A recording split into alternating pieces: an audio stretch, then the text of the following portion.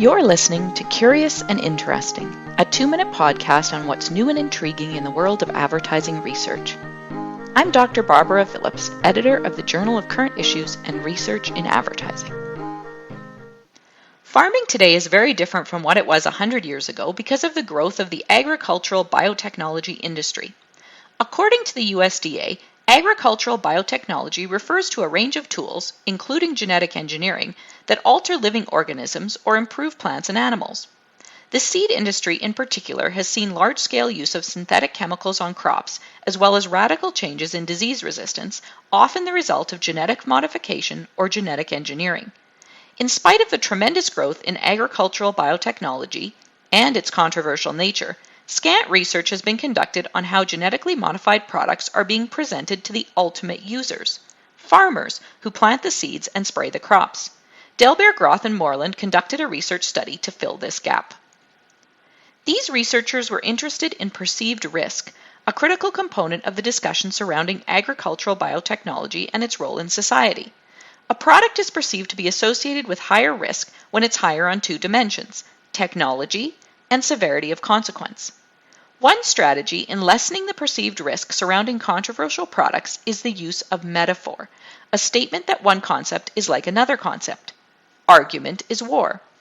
When used in advertising, a metaphor's function is to persuade a consumer that the brand has desirable attributes or to make a technical product more understandable by comparing it to something else. Zoom is like a boardroom through your computer. The use of metaphor in ads highlights certain aspects of the comparison and downplays others. If argument is war, you can attack your opponent's points, and you can disarm your opponent with your points, but you can't collaborate with your opponent. If Zoom is a boardroom, the ease of face-to-face meetings is highlighted, but the problems of technology are downplayed. The researchers chose 3 print publications directed to farmers and randomly selected 438 ads from them for analysis. They found that 53% of the ads in the sample contained either visual or verbal metaphors, or both. Within the product category of seeds, the level of genetic modification was found to be related to the degree of metaphor presence in the ads. Seeds with higher perceived risk due to modification were most likely to use metaphors. A sports metaphor was significantly more likely to occur for moderate and highly modified seeds. For example, an ad for GMO seeds featured a gold medal-winning Olympic luge athlete in his uniform and helmet sliding through a field on his sled with the words, "the new gold standard," and, "in the end, it all comes down to performance."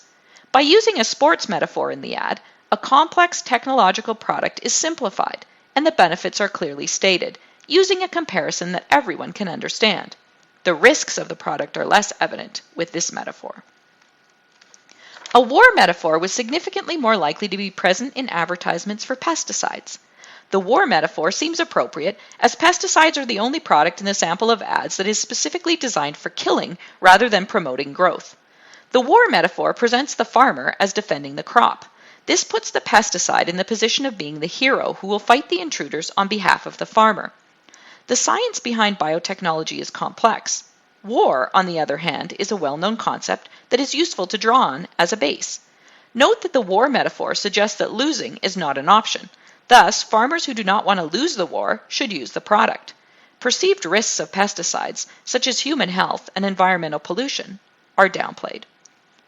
In summary, this study supports the idea that agricultural biotechnology firms are using metaphorical ads to persuade farmers to buy their controversial products.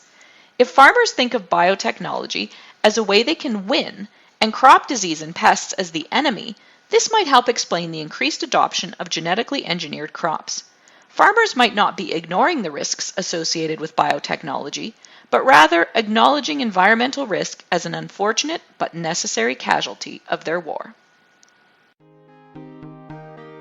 For more information, this research paper was published in the 2020 issue of the Journal of Current Issues and Research in Advertising.